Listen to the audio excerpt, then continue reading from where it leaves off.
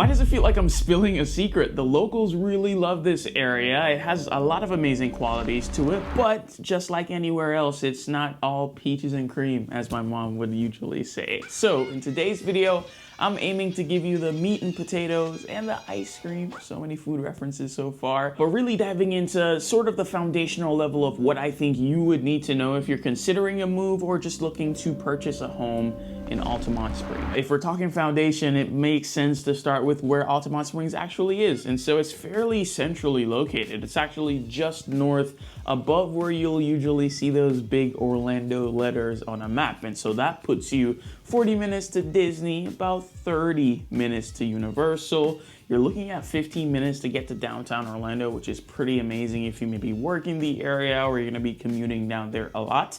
And then you're about 25 to 30 to the Orlando International Airport. And being somewhat neutrally, centrally located has its perks. I mean, you're close to a lot of the really big amenities of Orlando, not just theme parks now. I'm talking you're very close, 15 maybe minutes to the Kia Center. Same with Camping World Stadium or over at Enter and Co to go watch a soccer game or listen to Gladys Knight and watch Harry Potter in concert over at the Dr. Phillips Performing Arts Center. And then Orlando's not a monolith, and so our areas offer unique things that people like to dive into. So being able to hop over to Winter Park in 15 minutes and take advantage of the art scene, the food, all the amazing stuff over there is great. You're super close to Baldwin Park if you want to go out for some Sato sushi. It's just really nice to be in a location like where Altamonte Springs is for that convenience. Not to say there isn't traffic, which I will get to, but it does sort of provide a launching pad to kind of go out and explore the rest of Orlando. But don't get me wrong, convenience doesn't start or stop at you just being able to kind of go outside of your area. It's also within Altamonte Springs, everything down to your grocery options in the area. You got your Target, you got your Costco, you even got Whole Foods in this area. It's almost at that, what I like to call the grocer trifecta, which is like a Publix, Trader Joe's, and Whole Foods. Doesn't have the Trader Joe's, but there is one in Winter Park, and so you're 13 minutes from that anyway. Another point of convenience for a lot of folks and important to have in their city is healthcare, in particular a hospital that may be nearby. You do have the Advent Health Hospital in Altamonte Springs, and that actually just recently went under a $50 million renovation. So they've improved it quite a bit as it does serve the larger Seminole County area. You also got a pretty healthy mix of food options in Altamonte Springs that kind of, again, adds to that whole point of convenience. Like you could get Chipotle, Chili's, and Five Guys, but you can also get like a Banh Mi and Jeff's Bagel Run. The other part of convenience too, which not a lot of areas have a lot of, especially newer ones, are gyms. Altamonte Springs has quite a few, like from Planet Fitness to Crunch to LA Fitness. They have this real cool, I don't know if it's even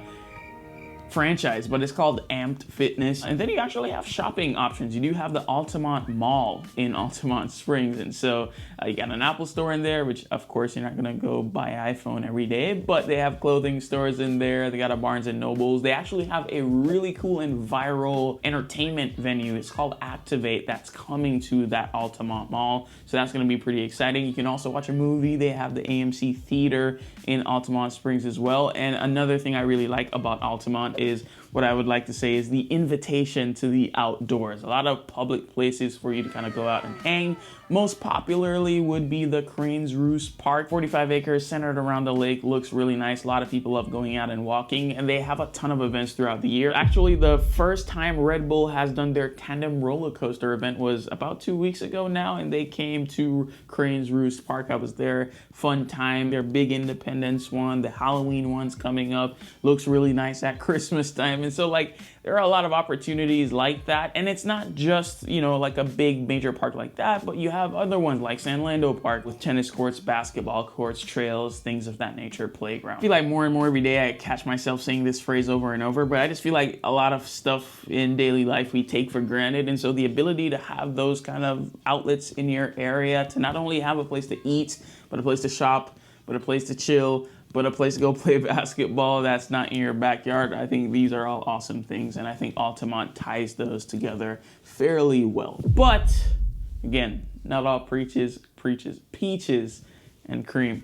So the first con, if you will, or something you're gonna have to encounter living in Altamonte Springs is the good old traffic. 436 is gonna be one of the major ways in which you kind of go across the city, sort of from left to right. And then also you're gonna interact typically with I-4 a lot as a resident of Altamonte Springs, both areas that can get pretty jammed up with a lot of cars. It's not unique to Altamonte Springs. Traffic is something I mention because I know it's a big issue for locals, and it's not an invalid thing, but it's not just Altamonte Springs. Most areas in Orlando tend to have traffic. So I think regardless of if you choose Altamonte or Lake Nona or St. Cloud or Claremont, you're probably going to encounter traffic at some point. And if you're somebody that's really curious about that, totally fine. I would recommend you actually watching my video on how to choose the right Orlando neighborhood. I walked through some practical steps to take before landing on a neighborhood. Something that could be a con or a pro, kind of depends on the person that you are, especially in the real estate division when we're thinking about houses.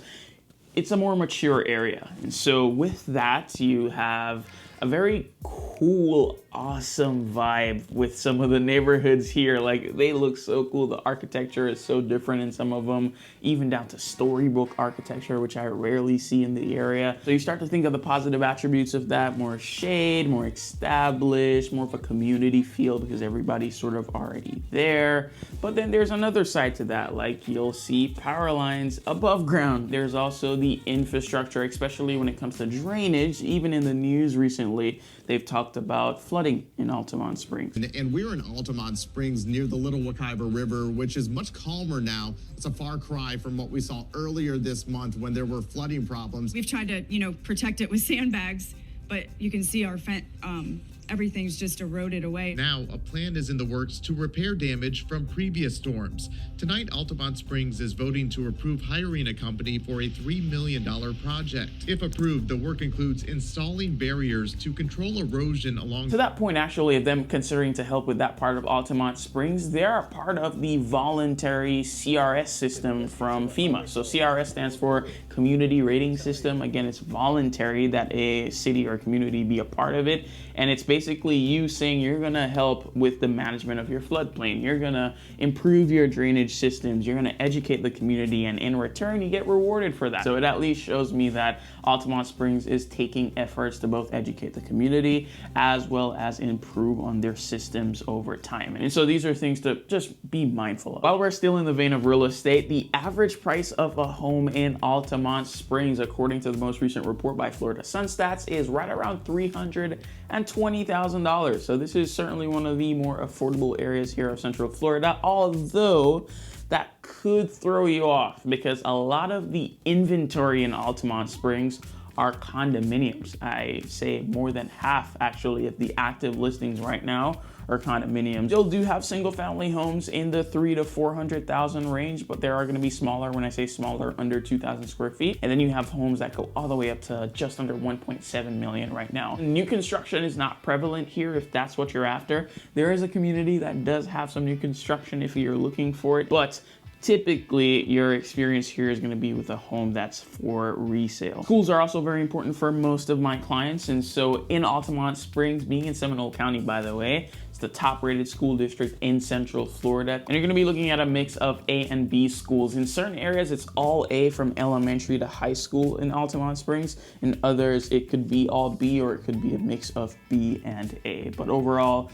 higher rated schools compared to the average, and certainly one of the better public educational school systems on record here in Central Florida. At its core, going back to the foundation, if you will, I think Altamonte Springs does suburban lifestyle really well. And so if you're interested in being a part of that or exploring that more and you're thinking about buying a home here, I'd love to partner with you as your real estate agent. So feel free, shoot me an email, info@orlandowithmario.com. Thanks so much for watching. I'll see you next week. Okay.